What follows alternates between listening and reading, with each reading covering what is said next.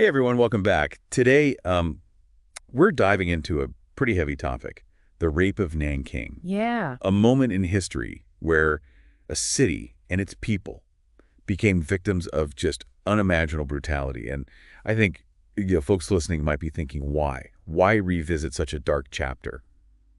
It's a fair question. Absolutely. But the thing is, understanding the hows and the whys of Nanking, it isn't just about looking back. Yeah. It's about looking forward. It's about recognizing those warning signs, Yeah.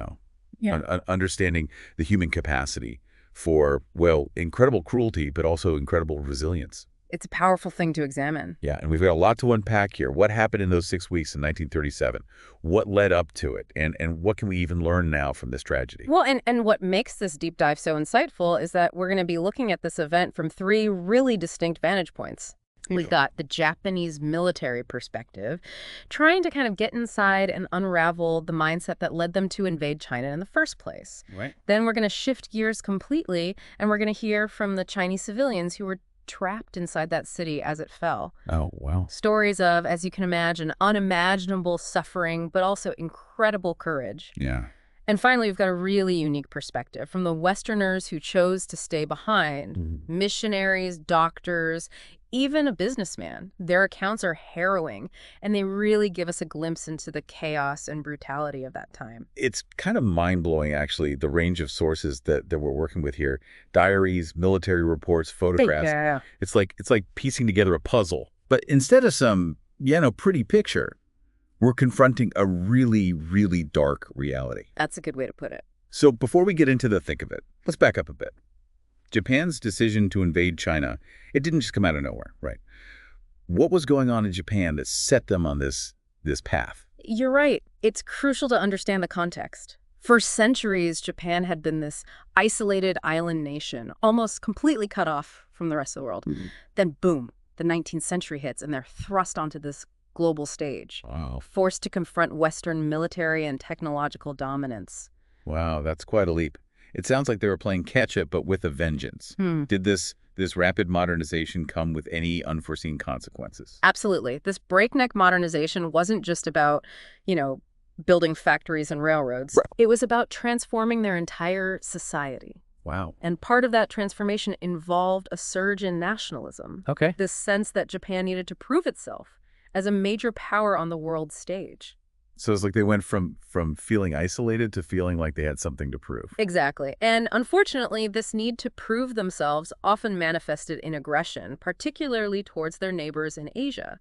They saw themselves as superior, destined to lead, and they began to view the Chinese in particular as inferior. Oh. And this wasn't just about politics. This became ingrained in their culture and their education system. Okay, Dad, this is where it gets really disturbing. There was this one detail in the sources that really got to me. A story about a school teacher who told a young boy that when he grew up, he'd kill hundreds of Chinks. You're telling me they were literally teaching children to hate? It's really disturbing stuff, and it speaks volumes about how deeply this ideology of superiority was woven into the fabric of Japanese society. It is messed up. They were essentially raising generations of soldiers who were not only trained to fight, but conditioned to view the Chinese as less than human. Oh, wow. And sadly, that dehumanization would have horrific consequences. It's chilling to think about that kind of indoctrination. But it does help explain how the Japanese military was able to commit such horrific acts in Nanking. They were just fighting a war. Right. They were carrying out a twisted ideology. Yeah. That's where we'll pick up in part two. So we've got this dangerous cocktail brewing, a rapidly modernizing Japan, a chip on their shoulder, and this warped sense of superiority. Right. And it all comes to a head in December 1937 with the fall of Nanking. And it wasn't just, a military defeat for the Chinese. Right. What happened in Nanking goes far beyond kind of a typical battlefield loss. Right. We're not talking about a fair fight here. No. We're talking about a systematic campaign of terror unleashed on a civilian population. And to really grasp the horror of it all, we have to go beyond the staggering numbers, the estimated hundreds of thousands killed, Yeah. and hear the individual stories, the human cost of this ideology gone mad. Absolutely. One story that really stuck with me was about a Chinese commander, Chang, who escaped by boat as the city was falling. Oh. Can you imagine the weight of that moment? Seeing your city engulfed in flames, knowing what your people were facing. It's hard to even fathom, Yeah. but his story captures both the chaos and the desperation of the time. Right. But it also highlights a crucial point. The Japanese army, they didn't just want to conquer Nanking, they wanted to break its spirit, to instill this deep and lasting fear. And they did that through just sheer brutality. Yeah. But this wasn't just random acts of violence, right? Yeah, yeah. The sources you shared, they paint a really chilling picture of a calculated plan. You're absolutely right. There's this bone-chilling detail in the military records, a bureaucratic order for the mass execution of Chinese prisoners of war. Oh, wow. These weren't soldiers caught in the heat of battle. These were men who had already surrendered, and they were systematically murdered. That's cold-blooded. It's like they had removed any trace of humanity from the equation. And what's even more disturbing is that this was just the tip of the iceberg. Yeah. The atrocities committed in Nanking weren't just about killing. They were about inflicting pain, humiliation, and terror on a massive scale. We're talking about widespread rape, torture, the deliberate destruction of cultural artifacts. All of that. It's almost unimaginable the depths of cruelty that were inflicted on the people of Nanking. And yet, amidst this darkness, there were still these incredible stories of survival, of the human spirit refusing to be broken. Like the account of Tang Shinsan, who survived a killing contest staged by Japanese soldiers. I remember that one, yeah. They were literally competing to see who could murder the fastest. It's unbelievable. It's sickening. But the fact that he survived it all is a testament to the strength of the human will to live. I agree, and we can't forget the women who endured unimaginable suffering. Right. Their stories are difficult to hear, but it's essential to acknowledge their strength and resilience in the face of such horrific violence. One thing that really struck me was the story of the Shi family. Yeah. The father and grandfather were murdered, trying to protect their wives and daughters, and the young girls were left to fend for themselves. Just off. The cruelty, the senselessness of it, it's just heartbreaking. Their story, and countless others like it, forces us to confront the true cost of this conflict. Yeah. It wasn't just about military objectives. It was about families torn apart, lives shattered, and a city scarred by unimaginable trauma. And as horrific as it is to revisit these stories, they remind us why it's so important to remember Nanking. Absolutely. We have a responsibility to bear witness, to learn from the past, and to fight against the kind of hatred and dehumanization that made such atrocities possible. A vital, vital lesson to carry with us. It's hard to imagine finding any kind of light in the darkness of the Nanking massacre. Yeah.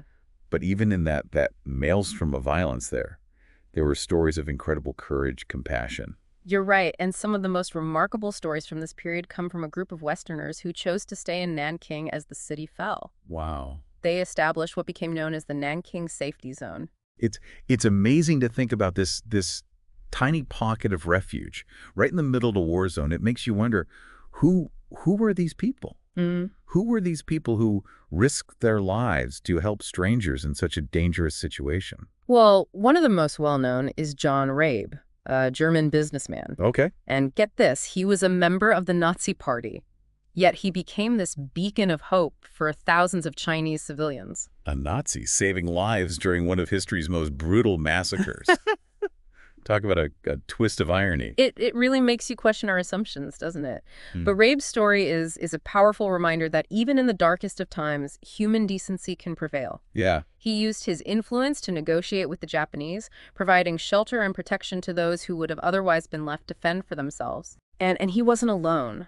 There was Robert Wilson, an American surgeon who worked tirelessly, often without sleep, to treat the wounded. Oh, wow. And Minnie Vautrin, an American educator who turned a women's college into a refuge, shielding thousands from violence and certain death. It's incredible to think about what they accomplish. The sheer number of lives they touched, their diaries and letters from that time, they're filled with such raw emotion, such a deep sense of responsibility for the people they were trying to protect. Yeah, it's really powerful stuff. It's both inspiring and heartbreaking to read their accounts. It is, and it also raises another kind of unsettling question. Yeah. If these individuals could see the horrors unfolding, if they were documenting it, sending out pleas for help, why wasn't there more of a response from the international community? That's a question that haunts this entire event. Yeah.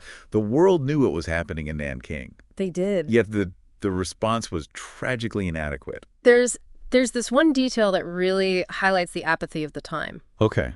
The sinking of the USS Panay, an American gunboat, by the Japanese, received far more attention in the U.S. than the massacre of thousands of innocent civilians in Nanking. That's just unbelievable. Yeah. A sunken ship somehow garnered more outrage than a mass killing of this magnitude. Yeah. It really makes you question the world's priorities back then. And it's a sobering thought.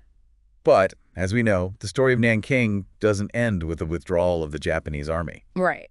The city and its people lived under their brutal occupation for years to come. And that's an aspect of this history that often gets overlooked. The occupation was marked by systematic oppression, forced labor, and this constant atmosphere of fear and intimidation. And it's chilling how the Japanese used opium to further their control over the city. Oh, yeah. They flooded the streets with this highly addictive drug, turning citizens into addicts and profiting from their misery. It's a calculated move to break the spirit of the Chinese people, to undermine their resistance. Absolutely, it was. And when it came to justice for the victims, there was tragically little to be found. Right. While some Japanese officials were tried for war crimes, many others escaped accountability. Unfortunately, yes. It's almost unfathomable that anyone could commit such atrocities and simply walk away. One detail from the sources that really got to me was a quote from a Japanese general who dismissed the entire massacre as the actions of disgruntled soldiers. Disgruntled soldiers. It's unbelievable. As if that excuses the systematic murder of hundreds of thousands of people. It's infuriating, and it highlights this dangerous tendency to downplay or deny these uncomfortable truths. Right. And sadly, even today, there are those who attempt to rewrite the history of Nanking, minimizing the scale of the atrocities or outright denying they ever happened. Like that Japanese professor who claimed the massacre was just an illusion. Yeah, it's outrageous. A figment of someone's imagination.